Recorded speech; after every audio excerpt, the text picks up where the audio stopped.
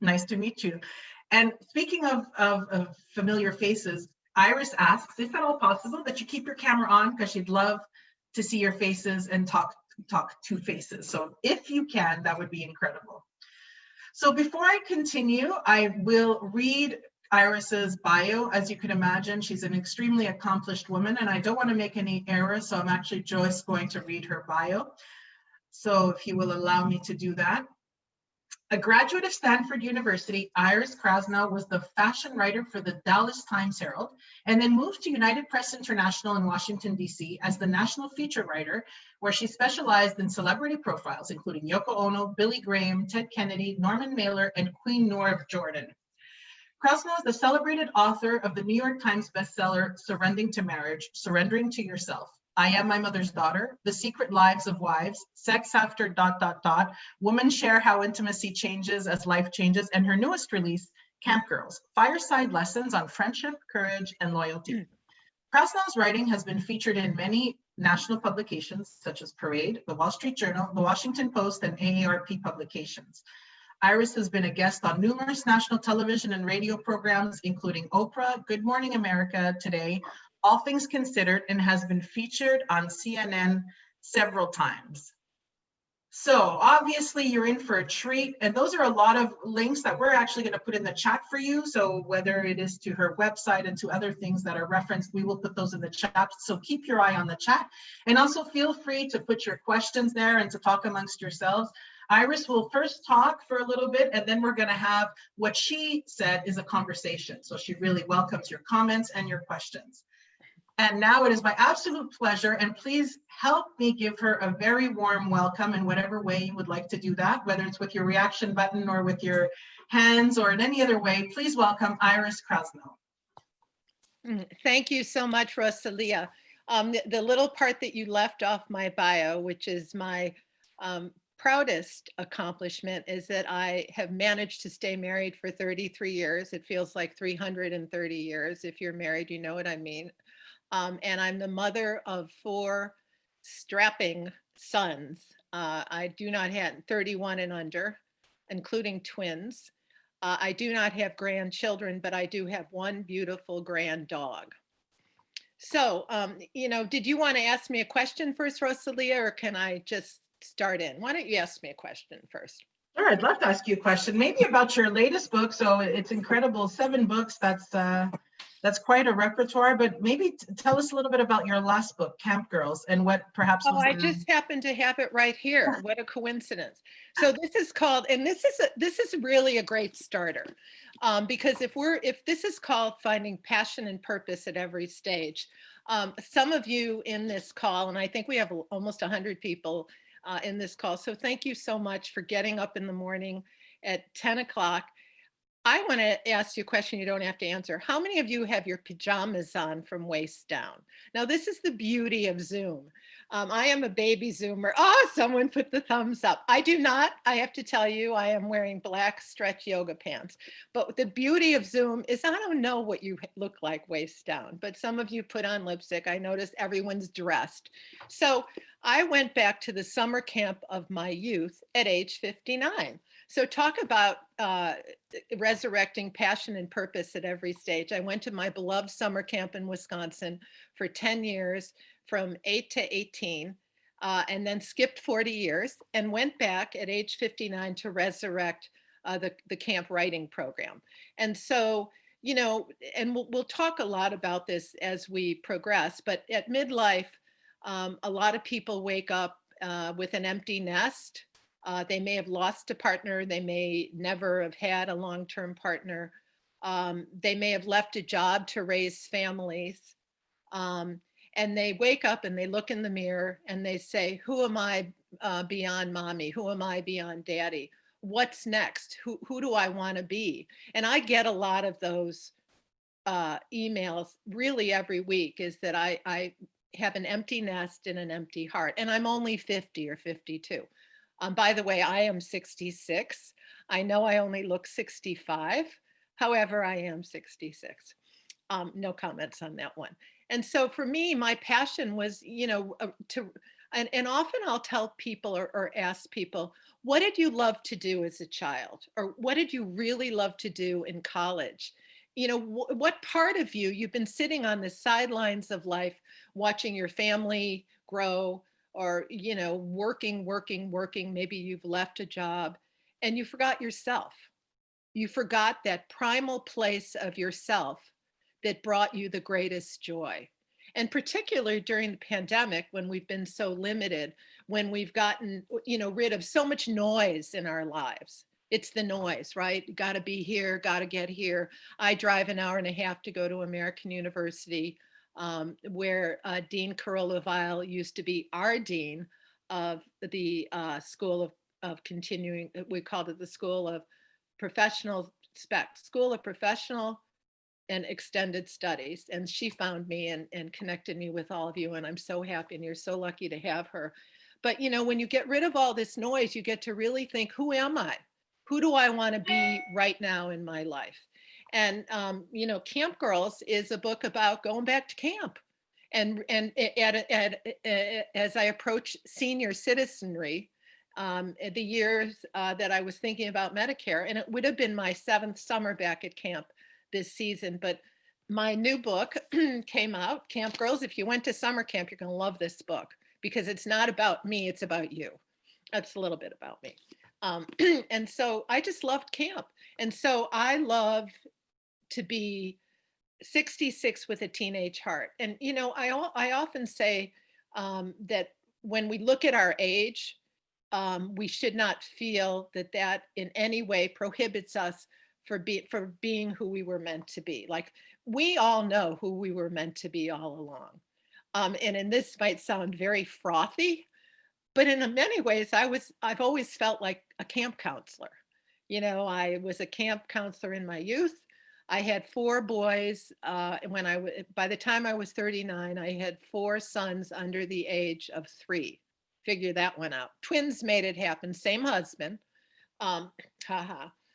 Really. So, you know, the twins look nothing alike. And so I used to be with my oldest child had just turned 3, and I had a 1-year-old, and I had these twins that looked nothing alike. And I used to go to the grocery store with these 4 little kids, and I'd have these twins in the stroller, and people will say anything to you. Like, if people just, if you're pregnant, they'll pat your stomach and you'll say, who the hell are you? But, you know, I would be rolling around with these kids, and people would say to me, oh, and I'd say, yeah, they're twins. And they'd say, they look nothing alike. And, you know, when people were the rudest, I would say, yeah, they're separate husbands, and then just walk away, just, you know, to tweak them a little. So anyway, that's my camp book. And, you know, and for me, the passion and purpose is that I get to work with young people, and I get to be, you know, I'm not their mom. I'm not, and I have all sons, so it's fun to go to a girls' camp. I love that I have a sister who happens to be on this, because my kids it's all boys. It's 2 male cats, 1 husband, and 4 boys. Like, so that's why I'm so excited to be here. Thank you, Iris. And speaking of your books, though your books are different, there are certainly common themes within them. And one of them is certainly about sustaining the most important relationships in our lives with friends and family. How do you view the importance of relationships in finding passion and purpose at every stage in your life?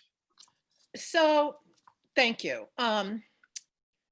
So one of my favorite books that I wrote is called I Am My Mother's Daughter. And I started to, but really all the books are about, you know, family first. Okay, so let's start with Surrendering to Motherhood, which I wrote, it seems like 100 years ago, but when I was 39. And I left my job in journalism. I was the national feature writer for United Press International. And I left my job in journalism for 5 years to become basically a mother at home with her children, but I still worked. I always kept my hand in the artery of my old life, which I do want to talk about later. So Rosalie, I want you to remember that, because the older I get, I'm still smart, but sometimes forget little things. But I remember taking a walk. I live in Annapolis, Maryland, which some of you may have visited, and it's really beautiful here. And I was taking a long walk with a girlfriend many years ago. And our mother was very sick. and she was so strong. It took her like 6 years to actually die, but she was not feeling well. And I don't live in Chicago, but I tried to see her so often and love her dearly and think about her every day.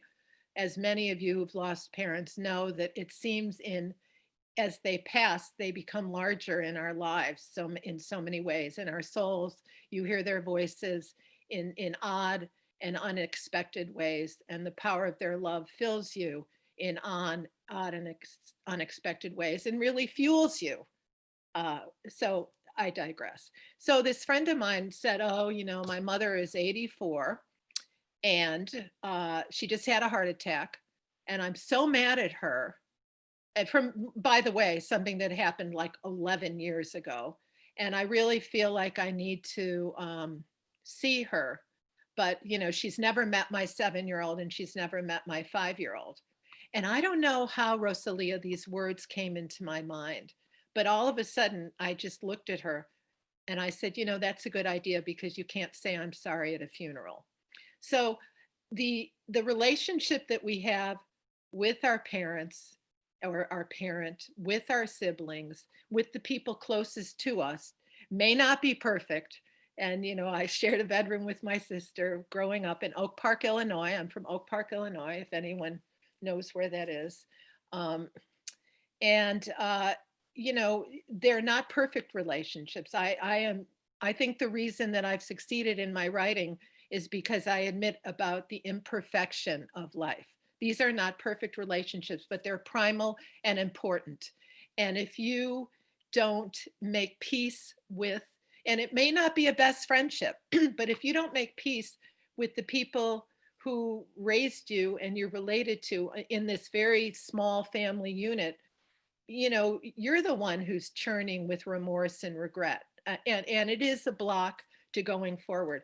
Some people that I've interviewed in 7 books and 40 years of journalism have decided to press the delete button on a toxic mother, or a toxic son, or a toxic sibling. And because it wasn't adding to their life. And for them, that meant completion. Most people, and I've over the years have interviewed so many people where they'll say, I'm so mad at my mom, and or my dad, and I haven't talked to them for 2 years, and they're aging. We've lost both our parents, so I get to say this. And I said, and I always say, pick up a phone and say you're sorry, even if you're not sorry one bit. I mean, what the hell, right? And because that is a block to you going forward and having loving relationships with other people, empathetic relationships with other people. So if this session is called How to Find Passion and Purpose at Every Stage, one of the stage is to open your heart to move forward, to move through roadblocks. And relationships so often are roadblocks with our immediate family. Like, it may not be perfect, but at least you can have closure. Again, you cannot say I'm sorry at a funeral. You cannot. So that was my long-winded answer to that one. Thank you, Iris. I hope everyone has bagels and coffees and comfy jammies on, because I am having so much fun. Oh, l'chaim, as they say. This is not vodka, by the way. This is water.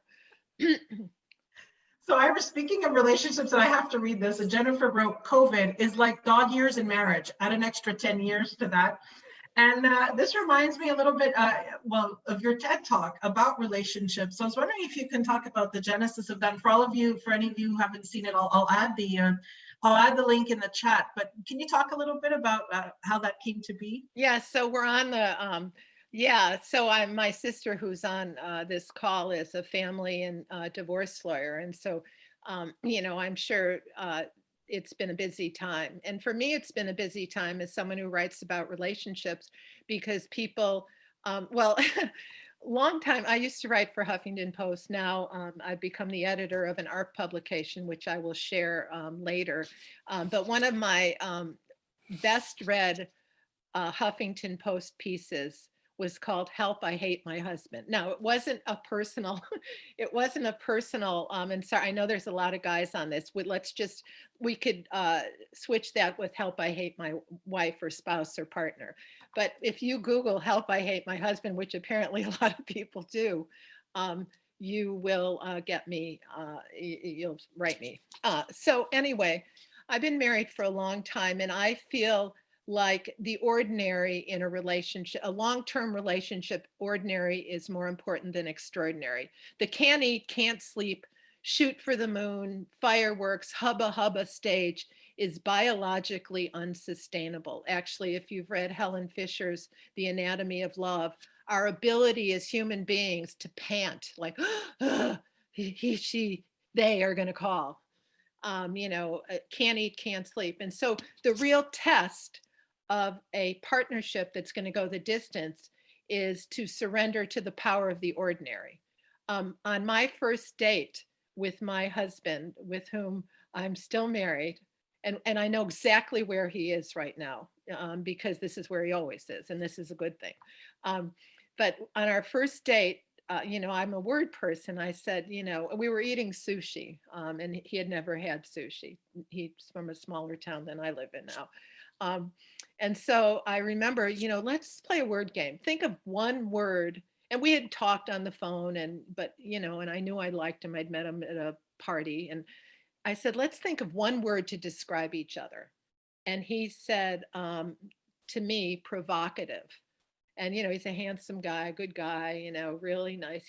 I knew he was waiting for some like sexy comeback. And he said, so what about me? And I said, predictable. And he goes, "Ah, that's like so unsexy." And I said, you know what? And this is what I know now. And those of you who've met, and again, there's a lot of marriages that need to end. So please don't think of me as this person that says you got to stay in a bad relationship. You do not. Women in their 90s are the fastest growing segment of the aging population. By the way, so whether you love her or loathe her, your mother is going to be showing up for Pesach and for Easter for the next 40 years. No, but so predictable. When I talk to my college students now and they say, wow, I'm 22 and I'm thinking of getting engaged or married, what do you think? And I'd say, is this a person you can count on? Predictability is the sexiest quality, the most enduring quality you can ask for in a long-term relationship. And this, I think, early on. Talk about finding passion and purpose at every stage. If you have a relationship or relationships with friends too, if you can count on the people that you love the most in your life, wow, that anchor, that is the root of success. We're gathered here today, this morning, from many different backgrounds and experiences. But what we all, I bet, have in common is that we love, we want to be loved, and we want to feel worthy. We want to do work that we love. And so if I was to boil this down, but I'm never able to boil anything down into succinct, Carilla knows me for so long. I'm a story, and my sister really knows me for, I'm a storyteller. But I really think that we have, at the root of our humanity, is we just want to be loved, and we want to do work that we love, and we want to be surrounded by people that we love. And I'm so fortunate to have a brother and sister who I love a lot. We don't always agree, but I believe we're anchors in each other's lives. When I think about going forward, where I started talking about being midlife, having had a degree of success, maybe you raised your family and you stopped working for a while. And your family's grown, and then you're looking in the mirror and saying, who am I beyond mommy, daddy, beyond my job? And so at the root of that question is an awakening that is so crucial, and that we've been able to really tap into in this pandemic. People, I've written about the silver lining of the pandemic, and I don't know what the silver lining of this pandemic is for you. For me, in terms, I'm a writer, so I've been able to write a lot. I've also been able to be with grown children a lot as they worked virtually from home. I've also been able to spend a lot of time with my spouse of many years, sometimes too much time. We live in a place where I can take a walk if I want. So I just think that if you're that person asking that question, um, we can combat ageism by being whoever we want to be at whatever stage and age we want to be. Again, when gerontologists study who lives to 100, there are three factors that we have in common. I'm not sure I want to live till 100, but my husband's grandmother died at 105. And we would always, I'd always, we called her Granny, and she used to ride her horse to a one-room schoolhouse for 20 years. And she always said, well, Iris, muscles have memory. And I always used to say, Granny, what's your secret? She said, I never stopped moving, which is a really good advice, because, you can slouch in your couch and feel sorry for yourself, or you can get your butt moving. But when gerontologists look at what makes for successful aging, there's three arteries of life that contribute to that. And one is, obviously, we manage to dodge killer diseases or work through them. We manage to stay fit. We manage to stay relevant, that we do work that we love. And it can be anything from needlepoint to running for Congress. Look at the cabinet. Well, and our new president, you might have noticed we had a little inauguration after some trouble in the US. And, he is in his late 70s. I mean, anything is possible. So when we look at who we are at every stage, we can't say, oh, I'm 70 and I can't do that. You really can go back to that root of passion of who you want to be at every stage. I know that a lot of times people say to me, oh, you're so lucky. You've written all these books. You've been on Oprah. You've got 4 kids. You managed to stay. But, and my dad always used to say this, and I don't think he made this up. I think P.T. Barnum made this up. But the harder I work, the luckier I get. And so when we look at what makes us joyful, I don't really like the word happy, because happy seems like such a fleeting, I'm not really happy. But it's more like a primal joy. And everybody here right now listening to me go on and on knows what a primal joy is. Like when you think about those moments or that thing you were doing that made you the happiest, that's the thing. I mean, we all live very urgently right now. I'm going to read you something that has sort of become my mantra. Um, and it's a stanza from a song that you probably are familiar with. It was first popularized by Fleetwood Mac, who, those of you who are around my age or even a little older or younger, it was a song popularized by Fleetwood Mac, and it's a song called Landslide, and the Dixie Chicks resurrected it. And there's a stanza that I just love, and it goes, I've been afraid of changing because I built my whole life around you. But children get older. I'm getting older too.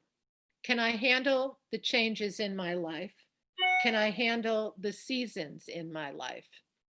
And what I've come to know through my entire 40-year journey as a mother, as a spouse, and as a journalist as a professor, who has asked hundreds of women and men nosy and embarrassing questions about their relationships, about their lives, is that we can handle every change and every season and every loss in our lives if we learn right now that we need to handle our own happiness, our own joy, our own purpose, and our own passion. And so too often, and I wrote a book about this, a couple books on marriage. One is called Surrendering to Marriage. The other is called The Secret Lives of Wives. And by the way, men, you'll love this one too. Is that so many times we look to other people for passion and purpose. And then maybe that relationship ends and we feel lost. So that hole inside of us needs to be filled a long time before we walk down the aisle. And by the way, which I think is a great trend, is that, when I was in college, so many people got married 22 or 23. And now statistically, it's more like age 30. And our kids and your grandkids, my grand dog, that's all I got right now, is, they're marrying smarter, later, and richer, which is good. And which is really bringing the divorce rate down, which used to be 50% for so many years, and now it's down to 43%. And so I want to read something from my book, Surrendering to Yourself, which really is about, and the subhead of Surrendering to Yourself is you are your own soulmate. So when you think of, oh, I found my soulmate, sometimes that feels like I found somebody that's going to fill my soul. Guess what? All right, so I'm going to read this. We must all keep ourselves going when the people we love leave us, which they all inevitably do. This is not easy to face. Friends come and go, parents die, jobs shift, children leave home. The only person you can count on to go the distance is you. So we all must develop immense soul power and self love so that when our worlds become unraveled, ourselves will remain intact and strong. Because when all else fails, we still have ourselves, and selves that are grounded in truth and self love and self acceptance are spiritually indestructible. And so I really, I have to read that over and over again too. I go through periods of self doubt. I go through periods of wondering how do I parent grown children who are so tired of me parenting grown children? How do I move through the pockets of boredom and malaise that go with long marriages? Um, how do I embrace the ordinary, like I tell everyone else to, when I yearn sometimes for extraordinary and I can't get on an airplane right now? How do you find passion and purpose as you're masked in a grocery store, scared literally to death that you're going to catch COVID? So I don't have the answers to all of that, but I do know that this historic time that we're living through and that we're all together in is really an opportunity to look at those questions. You get one life. We grew up with a mother who was a Holocaust survivor. Okay, so all of us early on in my family, my brother, sister, and I knew the eggshell thin line between life and death. We realized early on the urgency to live now because you never know what's going to happen. And I think that all of us, no matter what backgrounds you come from, that you are slapped into urgency right now to live this one life that you were given. And I can't tell you what's next, but I can tell you that if not now, when? If not now to turn the chapter, when, to turn the page, when? I promise not to talk about politics, but we turned a page. A couple of weeks ago, you watched our Capitol being ravaged. On Wednesday, you watched our Capitol um, in luminescent light, 200,000 flags shimmering in the morning light. You watched a new day, and you watched a chapter end and a chapter begin. And so I hope that when you leave your bagels and coffee and you don't ever have to get dressed, because where are you going to go? I mean, you gotta, that, you're all thinking about what do I really want to do? A really smart girlfriend of mine who sold her company at age 24 for $22 million. She's now my age. Always says, I never make lists on New Year's Day of things that I'm going to do this year. My motto is, this is Barbara, first things first, second things never. And so when you do your first thing first, the next thing that comes up is the most important thing. Like if we make New Year's resolutions of 10 things, from losing a spouse, to losing weight, to changing, like how the hell are you going to do all that? And so what is the first thing first in your life right now? What's standing in your way of being your best self? And what's standing in your way from, and I'll use this just as an analogy because I know you all might not want to do this. What's standing in the way of going back to summer camp? I'm the oldest counselor there, and I can run any of those 15-year-olds faster. Not, I have creaks, and I dye my hair gray to look older. How I think it looks pretty good. That's a joke. Uh, but what's standing in the way of you being your best self? Is it a relationship that you have to press delete on? There's the word I use so often is urgency and relevance. Okay. So I'm an urgent person. I am really urgent about everything. Something came up recently that I will share because I want you all to. One of the ARP online publications is called the Ethel. And the reason it's called the Ethel is because the woman who started ARP, the American Association of Retired Persons, in 1958, her name actually was Ethel. Nobody names their kid Ethel anymore. But I love the name. You name your kids River and Savannah and Madison. And so I became the senior editor of the Ethel, which is a publication that's free and it's online and it's for women who weren't born yesterday. Which means, like 50 and over, but men like it too. And so when the opportunity to apply for that job came up, my editor, I used to write for her at Huffington Post, and she became the executive editor of this. As soon as she posted that to her 90 writers, I wrote, pick me, pick me, pick me, like a 4-year-old raising their hand in preschool. And I kept sending her things that I'd written. And finally, like after 48 hours of this, she said, stop, you get the job. I think she just wanted me to just really stop, but I knew it was right. So that sense of spiritual rightness about your next step is what you need to follow. Again, I can't say it enough. I think we should take a couple questions too, before I can go on. I mean, listen, I haven't talked to anyone in 9 months, so this is like so much fun. I have I actually teach online, but I've been like pretty much alone in a house of a lot of guys. So, but I really will leave you with this question before you ask me question. What's standing in your way of that? What's next? And also you put it off. I retired from retired. I'm not really retired, but I left my full-time professor job when Corolla was our dean of the School of Professional Extended Studies, and I left at what many of my peers thought was very young. I was 64, and the reason I left at 64, and a lot of our full-time professors, as you know, they're in their 80s, is because I did want that next chapter while I could still walk. And not that we can't walk at 80, because believe me, my friend's mother just died at 102, and boy, she went till the end. So, there is a pocket of life that could be very long if we play our cards right and our health right and our relationships right for reinvention and transformation.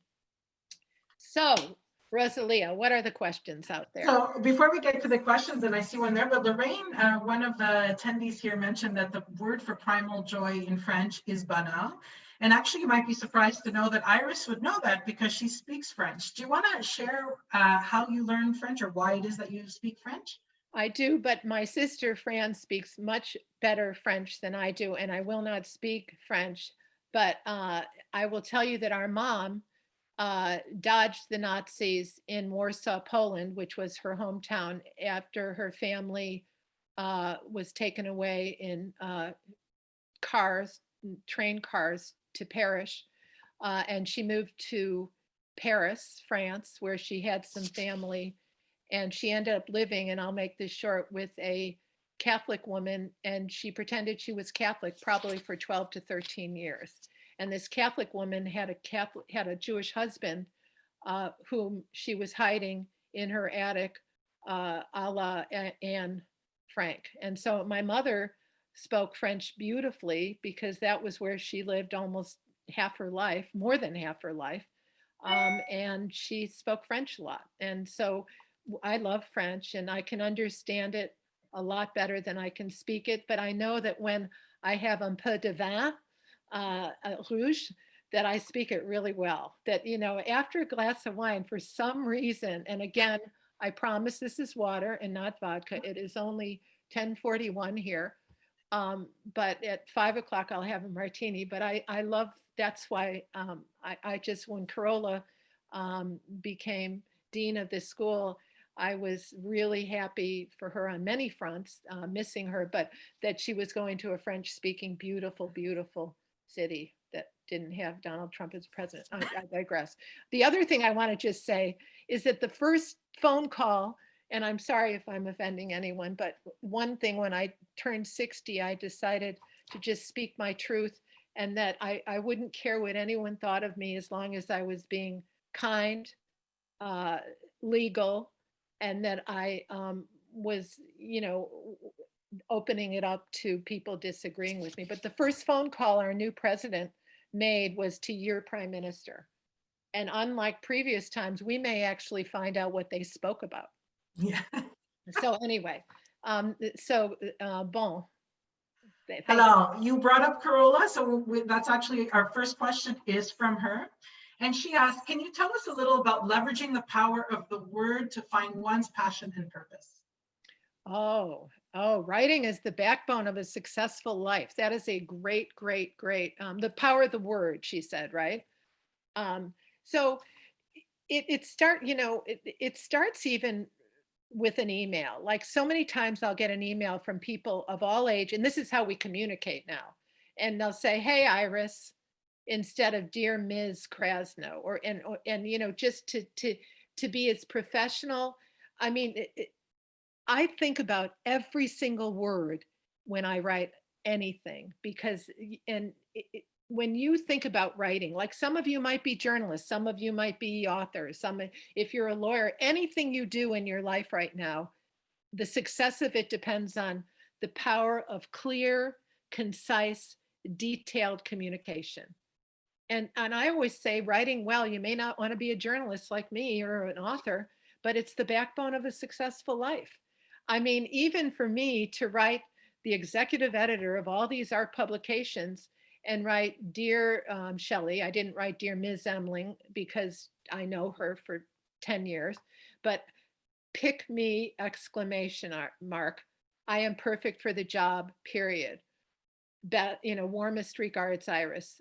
And just that succinct. So to know when to be succinct, to know when to give you might have listened to our inaugural address. You might have listened to our poet, our 22-year-old poet, who blew us away.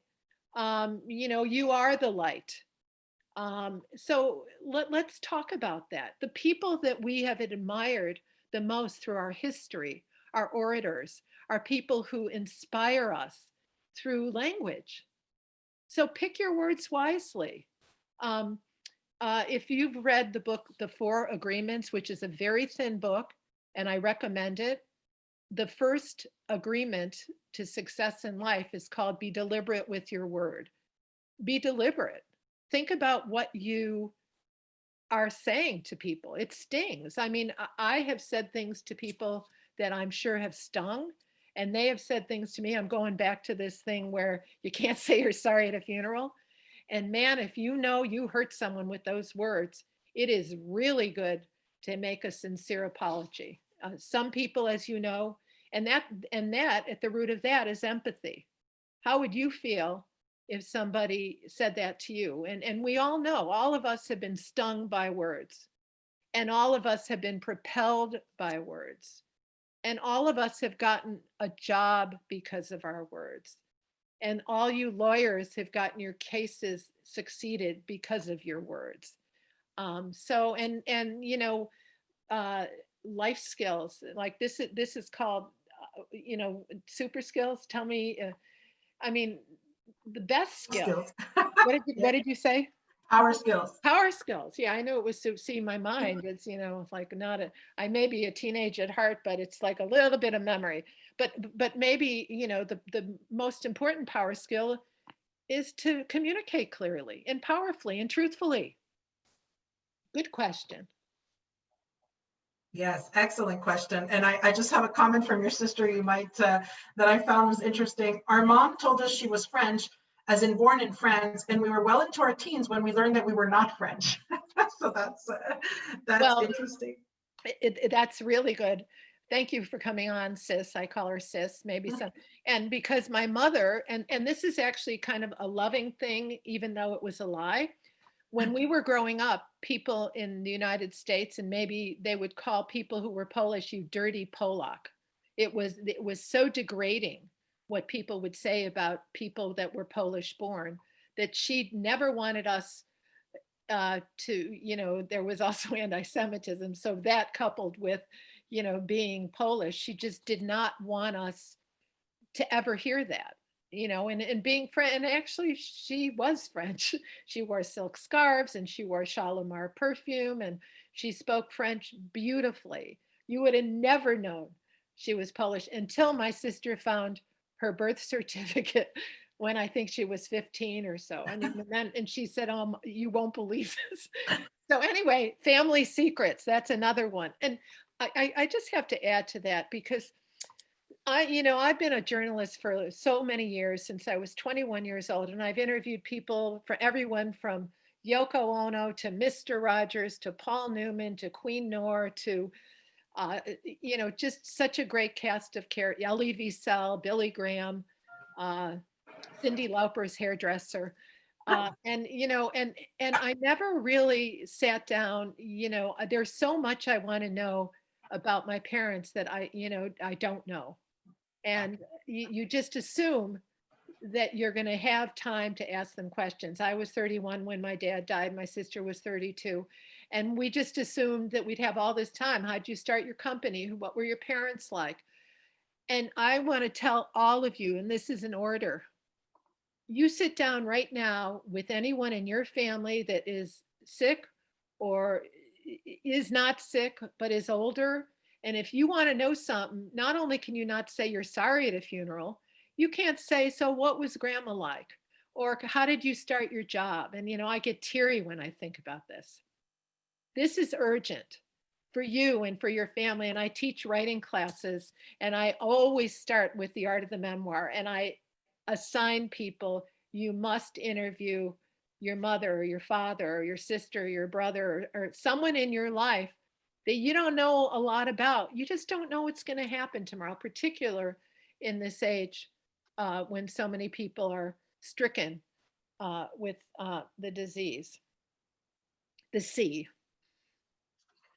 So great, thank you for that. And that's, I think, a good reminder. And I know my grandmothers, when they passed away after, thought, why didn't I ask them? So my grandfather was in the war. And even though we heard stories, I never actually sat down. There's so many questions I have now that I'll never have answered. So I think that's wonderful advice. And Well, Rosalia, and my sister knows this, about 2 years ago, an 86-year-old woman in France sent me a picture of her with my mother in like 1950 or 49, and said, oh, it was French, so I had to do a Google transcription. But she said, oh, we spent so many years with your mother during those years, and she's remarkable. I didn't know who the hell this person was, and we've started to communicate.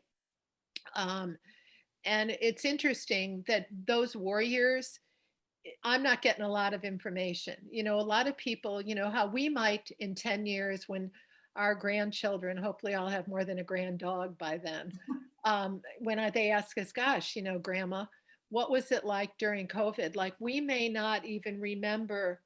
This has been sort of it's so, it's glazed. It's just surreal in so many ways. And I think when I talk to a lot of survivors of World War II and Holocaust survivors of life, people sometimes don't want to go back into that pain.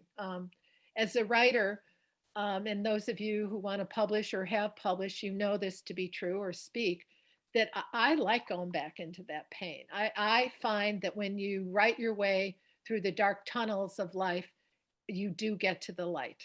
And so I love you writing about bad boyfriends and you know, when I write about my dad, who died early, I feel him. And so, you know, and even if you don't want to write a memoir, um, again, you know, just getting stories, just hearing loved ones' stories. Even, I got to tell you, this guy I'm married to, Chuck, he told me something the other day. Well, he said that his father used to be the soldier that marched in front of the tomb of the unknown soldier at Arlington Cemetery. And it was a great honor. And I said, that is so cool. How did that happen? And his father was a war hero in the Korean War. And he said, you know, Iris, I don't know. I never asked him. And he's not a journalist, he's an architect, so he didn't talk much. But I'm thinking, my God, you know, all of us have these stories that are at the root of our own lives, right? That can inform who we are. Any And other? actually, oh, sorry, Iris, No, go you ahead. go, you go. Oh, just to say on that note that Joyce suggested even getting recipes, get those recipes from your mother. We got them. Yeah. But my sister and I make a different brisket. You know, we're Jewish, and you know, we make her kugel, which is like my father said, the Jewish lasagna. But you know, and I make matzo ball soup. And yes, and oh my gosh, and I'm so happy. So I have in 1988, I called my mother, and I have on a tattered yellow piece of paper with blurred ink writing. I called her and I said, I need your recipe for kugel. And she never measured anything. And she spoke in a very thick Polish French accent. She says, oh, you throw in a little cottage cheese, you throw in a little butter, you throw in a little milk, and you make sure the noodles are made and you don't burn it. And so and you throw in some raisins too. You got to throw in raisins. And I have this recipe that I love that I'll say, you know, was it a cup? Was it a box of raisins? Like how much cottage cheese? And it's priceless. And you know, and our sons like to cook, and your children and grandchildren or your nieces or nephews definitely share those recipes, because now everybody's eating kale and quinoa. And I Go can for the relate to, butter. Go for the butter. A lot of butter in kugel. and So it's what a else? different accent with my mother, but same type of recipes. Like, thanks, mom, but could you please like give me some idea of the measurements? So, You throw in this and you throw in that, and you just throw it and you don't burn it. and my mother, but how much, mom? Well, as much as you need. Just Yeah. you know, check. You know, use your eyes to figure it out. Okay. Well, you know, let's hear from some people who really want to change their. Is there any Absolutely. questions about anyone who's like, I'm stuck? Who's stuck? You And know? please unmute yourself and go ahead and ask the Yeah, question. I Now's want to the hear time. voices. Oh, Lorraine, Lorraine has a question. can we unmute Lorraine? Yeah, Lorraine, go ahead. Lorraine can actually unmute herself. Oh, Imagine good, that. Lorraine. I'm sorry. Sometimes the host mutes you all. I've No. talked like this, and I hadn't realized I'd been on mute for 30 minutes. So you go on. I don't, you know, my husband works at McGill and he sent me the link for these conferences and I said, oh, I'll check and see if there's any good ones, you know. And the other night I was at one on the imposter syndrome, and yesterday morning I was at one on how to take notes in a meeting where you're drawing. And basically it was an immense revelation. It was like, okay, I've been doing this for years, drawing and symbols and arrows and everything like that. And when I'm in a meeting with people, now I realize I'm not insane. And so I also am listening to you this morning and realizing I'm not insane, which is really great. Do you And, want, sure, okay, I'm sorry, go on. So what I would say I am in a toxic work relationship, and I've been working there for 18 years. But when something happens when you're 58, the 30-year-olds know so much more than you. And you all of a sudden are not the leader they've been wanting. You're doing everything wrong. And so me as a person who lets my vulnerability show, a bit like what's her name? Brene Brown says, you know, you have to let it out because that's access to your creativity.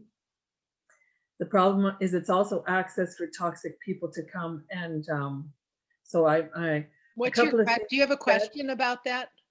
Yeah. How do you disconnect? How do you press that delete button when that's your money that you earn to live? How do you believe that there's something else on the other side? So That, do you want to keep this job? Right? And is it one toxic person or two toxic people? No, I would actually want to go do completely something else. I want to write, I want to sing, I want to do what you were saying, which is there's a whole other life in this other half of life, but it's a Okay. scary thing. So one thing is don't leave your day job until you have another job, probably, although things are different in the pandemic. In terms of toxicity in the workplace, one of the things that I have done, and my dean knows this, my old dean, young dean, but is that like when you encounter to really talk that, to don't let that simmer in your soul and eat at your heart, to really, there is a chance, and I'm not saying that you absolutely can do this, but there is a chance that you can fix or at least heal that relationship to the extent of when, Lorraine, you tell that person, this is how it seems to me, and it's not working for me. You also but you need to have that, instead of feeling like a victim, you need to have that conversation which says stop. Like when my editor says, stop bugging me, you got the job, but you may not treat me that way. Okay. It's not working. And I don't know if you've spoken to your supervisor. So in terms of, though it sounds like these are people you can't really press the delete button on, but they're people that you need to confront in a respectful and strong and powerful way, and basically say, you can't speak to me this way. This is the way it makes me feel, and we need to forge a better relationship. Number one. Number two, while you're doing that, what do you want to do? Do you want to be an artist? So explore. Do you need to? And so the answer to this is, what do you need psychologically, emotionally, and financially? Okay. It's great that if you want to go become an opera singer, if you want to join Cirque du Soleil, or if you want to draw, you want to become an artist, that's great. But are you going to be able to financially sustain the life that you are required, that, the amount of money? But, I'm glad that what's happened today for you is that something went off for you that said, I have toxic relationships that are poisoning my workplace. And it doesn't sound like you can delete them. You may be able to delete your job, though. So I can't answer this, and we're probably going to take more questions, but I'm just going to tell you that you can change your life, but you need to really explore what the options are for you. I'll make a connection to end with your saying, don't forget to say sorry, because you can't say sorry when at a funeral. What you can press the delete button on is your bitterness and your anger and what's eaten away on the inside of you. You can say, that's enough of that. I love that. I just, I'm editing a piece right now for the Ethel, which I hope you all subscribe to, or the Girlfriend, which is for women 50 and under, and our free publications. Is I'm editing a piece right now from a woman who's wrote a piece after a bad divorce, a really hurtful divorce, which she's writing a piece, how to let go of resentment. And I mean, it just poisons our own soul when we hold on to this stuff. I almost used another S word, but I did use stuff. When we hold on to this stuff, it's and also when someone dies and you don't know. I mean, the most important thing when like a parent dies is for them to know, or someone that you love, is for someone to know that they were loved and that you loved them. And so that's closure. That you don't have to do that. You don't have to love your office mates, but you can tell them, and you probably have a dean or a supervisor that you can talk openly to and say, this isn't working for me. You need to fix it, or help me, give me the proper language and tools to really say, don't speak to me like that. You may not speak to me like this. How many times have you said that to someone? Please don't speak to me like that. I've said it to people, and people have said it to me. And you know what? When they say it to me, I take that. I understand that my words, as Corolla said, speak to the power of words and changing your life. I understand my words stung. So thank you, Lorraine. Okay, Rosalia, you're up. Thank you. So any other questions? And again, feel free to press unmute and just ask the question. Now's the time. If you feel a sense of urgency, like we've been talking, Corolla has a question. Please go ahead. So I actually had put it in the chat earlier, but several of us are here with our sisters. My sister is here from Hi, Germany, and Alexandria. obviously Alexandra. Fran Krasnow, and I know that a number of others. Rosalia has her sister here as well. Relationships with sisters are a special kind of relationship. I wonder how, and you've written about this as well, but how do you think about this as distinct from your relationship with your mother or with your children or with Chuck? Good old Chuck. Um, He's great. he is great. But and I will go into this, but the one thing, when I met him, 35 years ago, I said, oh gosh, you're predictable. He is so predictable. I know right now that he's in a navy blue leather recliner chair all the way back watching hockey. And by the way, as you know, hockey goes on 10 months out of the year. And it's like, I'm not really a big hockey fan. And what that's done for me, it's so predictable. If it was nighttime, he'd be in the same place watching Rachel Maddow with a long neck rolling rock beer by his side. And so the good news about him being so predictable in his routines and so unneedy for my constant connected at the hip company is I have wonderful girls' nights outs, and I have such a great circle of girlfriends. So I think one thing I'm going to answer that in the present, and it's such a good question, Carola. So my sister and I are 17 months apart. We have clashed over the years, and I think right now, and I could get teary about this, I haven't seen her for a year. In this last year, she has 3 grandchildren. I have not met one of them. I have seen one once, and the other is 3. And so the power of our connection and our love is and we Zoom, and we Zoom with martinis. I like mine with vodka. She likes gin. Um, is it has become so profound at this age and stage as we're adult orphans. Our brother lives in Tucson, Arizona, and there's just nothing like a sister, right? I mean, I feel, and I think my boys might feel there's nothing like a brother, but it's a different language. Um, we're so close in age, and I think that maybe if she was a lot older than me, well, I think 17 months is a lot older. Although if you see her, she somehow always has brown hair, and I don't know how this happened, but and she looks younger, but she's older, but the relationship for sisters, and I feel really fortunate that even if we spar and when we spar and we do spar, we have always come back together stronger and better. And guess what? No, when and I think we both would say this, when the best things that happen to me, and sometimes the worst things that happen to me, this is the first person I call, right? This is like the first phone call I will make. And right now during the pandemic, and it just becomes more magnified how time is short. Anything can happen to any of us at any time.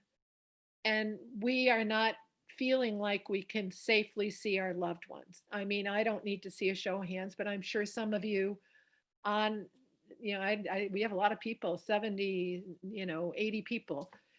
Some of you have lost people to COVID. Some of you have had COVID. We are living in times when we need our family more than ever. So I don't know, Carola, what do you think? Well, I would agree with you. I think that sisters, I think the same goes with brothers, but I think there is a special bond that sisters have, even when we don't agree. And I'm quite a bit older than my sister, but I think the older we get, the closer in age we actually are. And she might disagree, but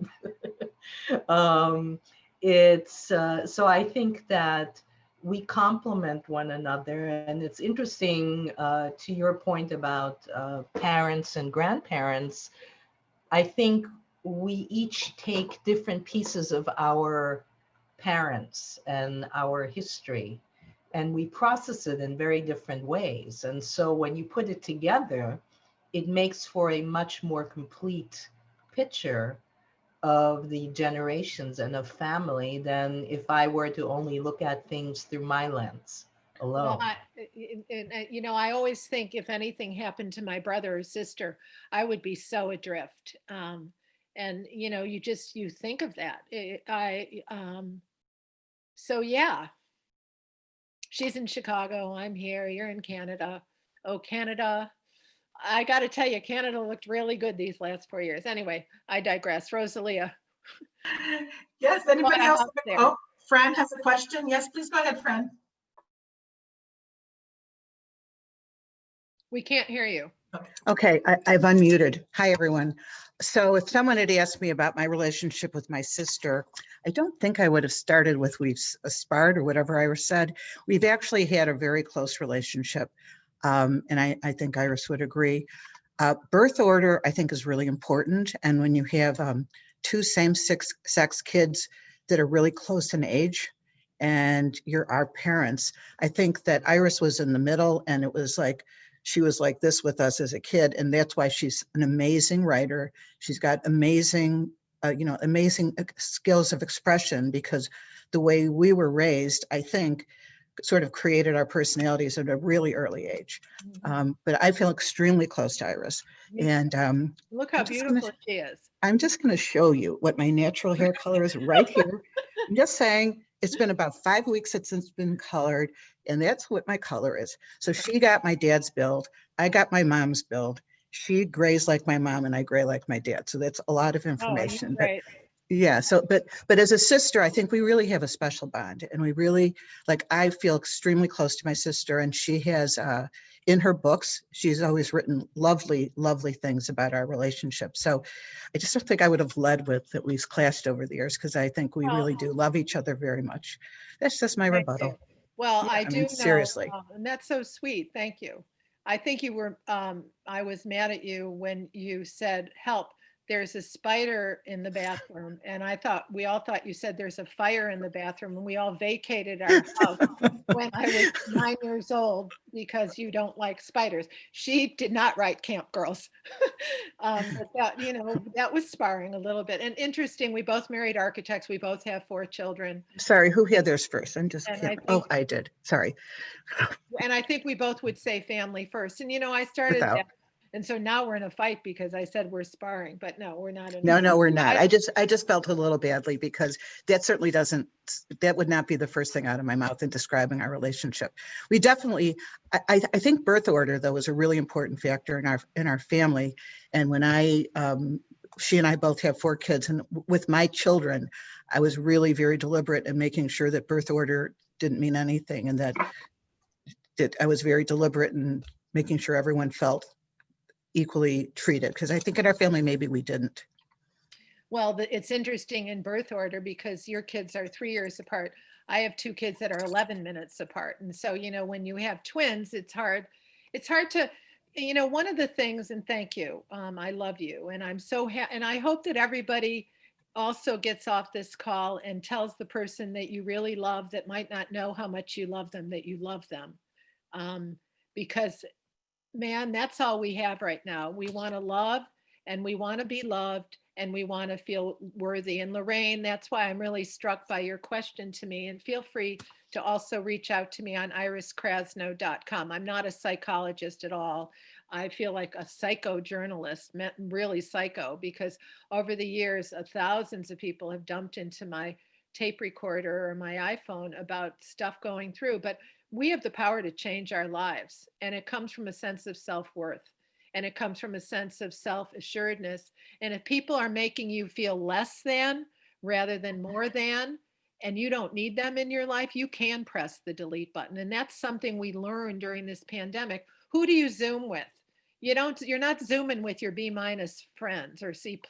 You're Zooming with the people, you know, really pared down the noise in your life and the people in your life. Who do you feel an urgency to connect with? I mean, I'm about to get on a plane and come to Chicago. I'll get COVID tested before, don't worry. But, you know, it's like enough is enough, okay? You know, I need a hug. I need to hug my great nieces and nephews. It's like this feeling of wanting to just burst out of this isolation. I see on this call that a couple of my best friends are also on this call, and I see Nancy Warner's on this call, and her mother recently died at 102. And so Nancy probably knows a really lot about her mother, maybe even more than she wants to know. But I mean, so this could happen to any of us. I mean, God willing, we live long, fruitful lives. And most importantly, that we live lives that are, filled with a sense of purpose and relevance. And I just wanted to talk about the word relevant for a minute. And I think that all of you that are in fields of teaching or any field you're in, you want to just feel relevant, like you matter. So many times my letters that I get or queries to write articles are from people who feel bereft. They feel empty inside. What's next? I don't know what to do next. Oh, Iris, you talk about resurrecting a childhood passion. I never had a childhood passion other than my boyfriend. And he's like, working or something like that. But, that emptiness and feel, or I never had a passion. Maybe you never liked your job. So however, there is something in everybody's life where when you think about that moment or that experience, you go, oh, God, I remember that. I remember that. And for me, really, it was remembering running around in the woods and being an athlete and being free, feeling that I was free. And I live in a place with lots of trees and stuff, and also teaching, to share whatever I have that has made me a writer. And again, I'm going to just talk about my sister. When I was 8 years old and writing for the Camp magazine, she always said, "You're such a good writer." And to have something you love, supported by people you love, or if you're teaching young people, if a young person in your life says to you, "Gosh, mom or aunt or my friend, I really want to be a poet." And then they start writing poetry at 19 and you say, "Wow, you're really good." There's nothing like having your passion supported by grown-ups or by your sister to make you feel like, gosh, that's at the root of something I could turn into a long-running career. That's one thing. But number two, if you never had that at 10, you didn't have that light bulb at age 10, or I had at age 8, like, gosh, I love writing and I think I'm good at it. And here I am, 52. Oh, 66, sorry. I just forget all the time. That, I'm a writer and I make some money at it. And but most of all, it does fill, fill my heart. So what else is standing in the way? We still have a little bit of time here. I'd love to hear from anybody. Nancy, can I put you on the spot about having a 102-year-old mother? I guess she's just not listening, but I knew her mother and she was something. So anyone else want to share something or ask something? There are some questions in the chat. Okay, good. Why don't you throw them at me? So Mila Gross asks, "Hi Iris, I have a question for you. What can you say to people that are not so expressive? How can they learn? And what can they do to become more expressive?" So, there's really good articles out that I share with my students on the pandemic making you realize that you're just really a shy person and that it's okay. We're not all like blabbermouths like me. I never met a microphone I didn't love from the 4th grade play where I played Saturn in a play about planets. Some people just really love. But I think that it's good to take a public speaking course, and I do think that the ability not only to write well, but to stand up in front of people and not feel like you're going to throw up because you're so nervous is a really good exercise. When I did my TED talk, they said it could only be 14 minutes, and you couldn't even do it with a note. And I'd say that of all the public speaking I've done, including on national TV, I was nervous about that because usually I have a couple notes today. I wanted to read that little portion from the book. But what I used to do is I would stand on our porch, and our porch fronts the Severn River, and I would just memorize this and I would stand straight and just talk to the woods. And, I think that it's good to claim your voice, to know your power. And one of the things about knowing your power is to look someone straight in the eye and really not cower. Um, you might be a shy person and you might have the personality that you won't be, quote, but expressive is different than, being expressive just means you know how to craft a clean, powerful sentence and that you're not afraid to deliver it, and so being shy is something different. But, I know a lot of shy people who really have come into their own after the age of something, of 50. Once you hit 50, like I would not want, I'm doing this talk in Baltimore for a large audience. And they wanted us to write a letter to our younger self. And I mean, there's a book called Letter Your Younger Self. And this is a theme being bandied about. However, my letter is starting as the 20s were like the most confusing, crazy love and falling in love with Mr. Wrong, and then Mr. Wrong would want me back and I didn't want that person, and my career I didn't know. They are confusing, and I know that in your 20s,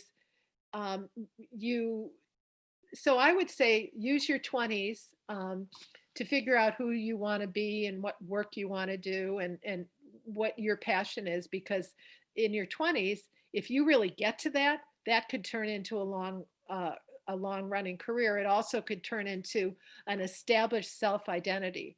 Your 30s are, when you're unleashed and you're still confused because you're so young, but you're going to work and you're trying other things. You might be raising a family. You might be ascending in your career. At 50, really at 60. 60 was my okay, this is it. I don't care, like I'm not going to have people in my life who make me feel less than rather than more than. I'm not gonna, that's not happening anymore. I'm gonna get rid of the shoulds in my life. Oh, you should do this, and do more of the wants. I really want to do this. The ability to say no is something that helps us grow and helps us stay on a line. It's really, and stuff comes to me. I have, I think, a very productive ADD where, when I think about making a game plan for the next chapter of your life, it does come down to not scattering your shots. And that was something our father always said, or I remember when I was trying to get my first journalism job, he said to me, don't scatter your shots.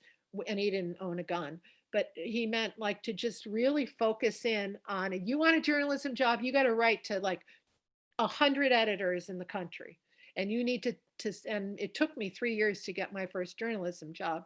But, so really focus in on something. Like you might be an artist, but you might really be able to get a job as an art teacher somewhere. So you can be an artist, but you can also make money as an art teacher.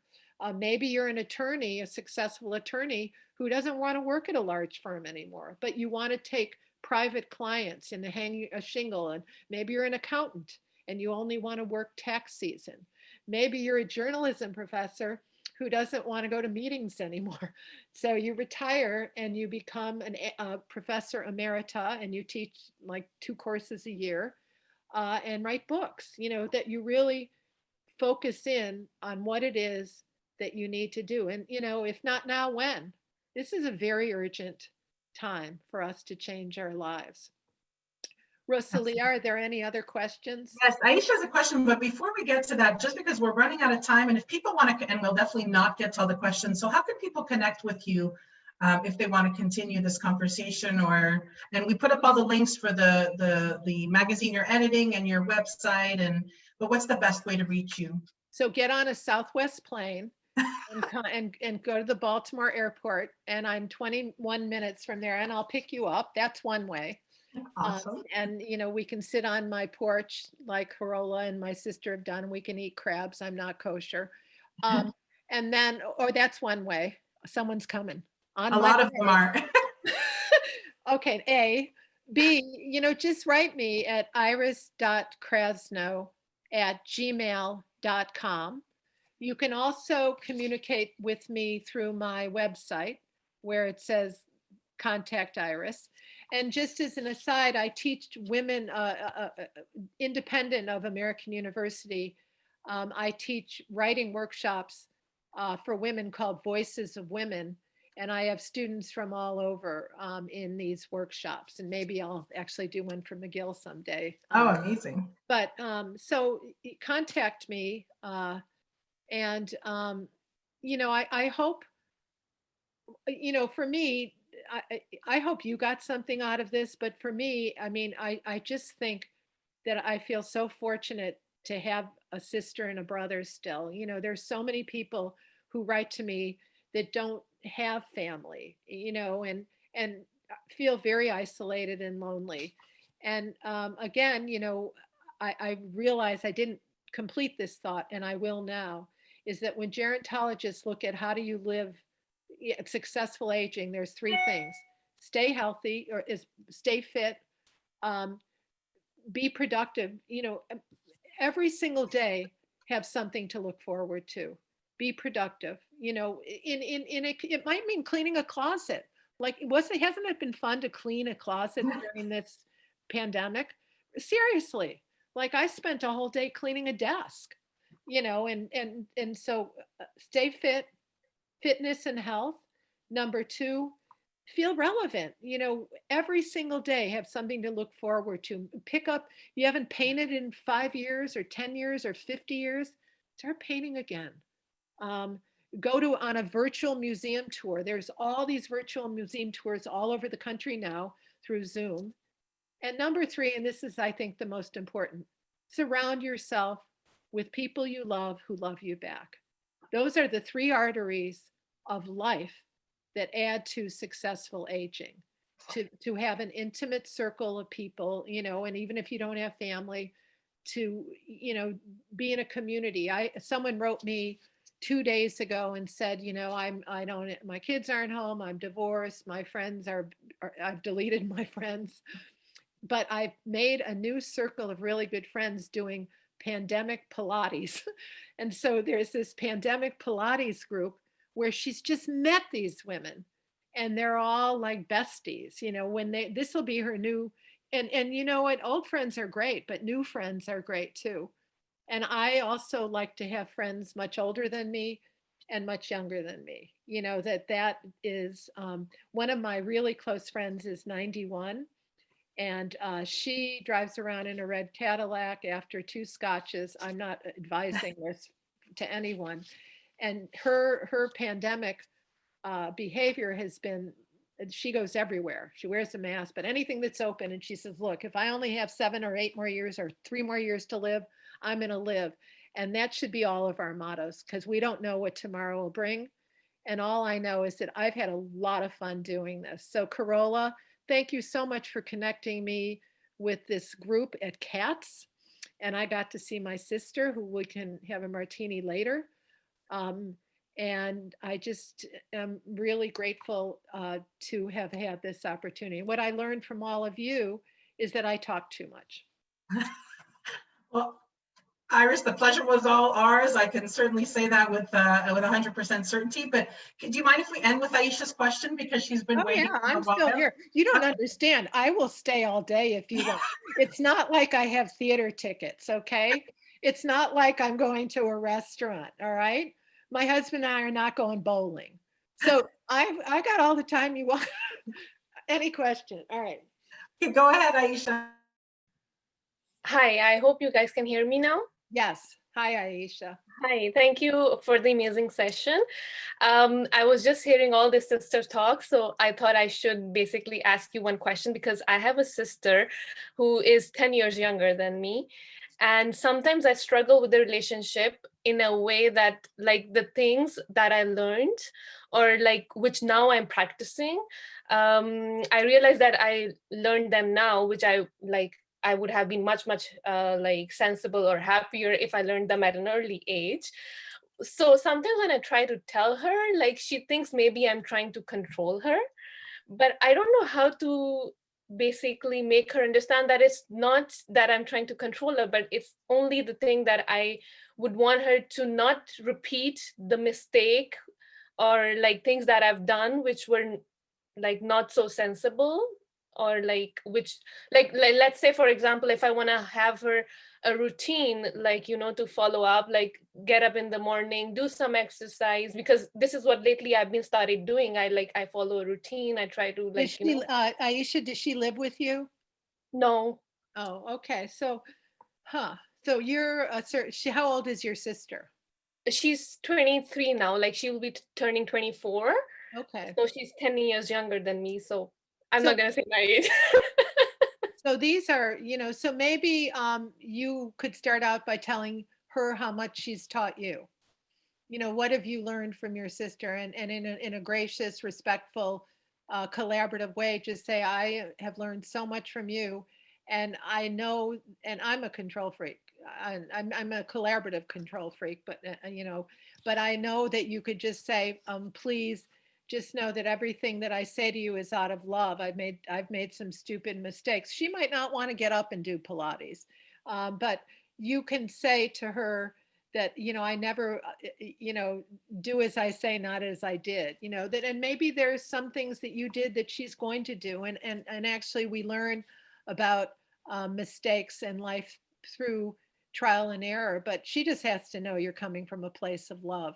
And I would start by saying, you've taught me so much. Our oldest son is very, I don't know how to use the word, but he's really irreverent and successful, and he's a filmmaker. In fact, his film is premiering at Sundance at the end of this month, and it's called All Light Everywhere, in case anyone wants to see it.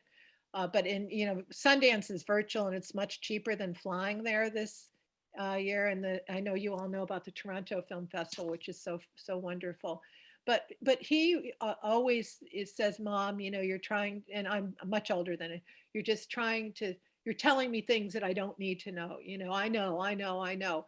And then we had this really long email because I haven't seen him. I just said, I want you to know how much you've taught me about life, that, so that I gave him the power back. And it really has helped our relationship in terms of him feeling that he has a lot of control over me too, which he does. I mean, he really does. So anyway, that's just a little piece of advice. I'm Thank still you. here if anyone has any last question or comments. Sandra, I enjoyed your session yesterday with Corolla, so thank you for that wisdom that you imparted. You all, I hope you have a good Saturday. I had a great morning. I can take my necklace off and wipe my lipstick off and take a walk. I may not wipe my lipstick off, but thank you so much, everybody. Thank you, Iris. There's so many comments in the chat about how your talk was energizing, inspirational. Oh, good. I'm looking Somebody right. already purchased 2 of your books. Oh yeah, you guys can buy my books. I wrote 7 books. Surrendering to Motherhood, Surrendering to Marriage, Surrendering to Yourself. I Am My Mother's Daughter. What else did I write? Sex After, that women share how intimacy changes as life changes. I wrote another one. Secret Lives of Wives. That's a good one. How to Stay Married Past 20 Years. And finally, Camp Girls, which really is the most about, Carola has it. It's about midlife reinvention. And also that's where I discovered where I became a writer.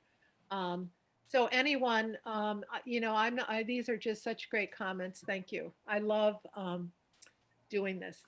So thank you. Well, that's obvious. Your passion and energy is so obvious, and I think it really woke people up on this Saturday morning. Thank you again for being here. Thank you, Dean Corolla for connecting us. What a lovely connection. Thanks to all of you for getting up when you certainly didn't have to this morning. If you enjoyed this session, we've got a day full, our last day of PowerSkills. Deanna, do you mind putting the schedule in the chat? And you can see in the chat, everything Iris is in the chat. Her website, links to her books, references she made, even to the Fleetwood Mac song. There's a video. So take a look at the chat before we log off. And I thank all of you for being here. And please enjoy the rest of the day, whether it's here with us at PowerSkills or outside in the sunshine or wherever it is you are. It may not be sunny, but it's sunny here. So Yeah. thank you so much. Well, thank you, Rosalio, and know your Thank power. I you. would say those are my final words. Know your power. And don't I let love anyone take it out of you, ever. Bye, everybody. Bye. Great work. Thank you so Bye. much. Bye Thank bye. you so much. Thank you.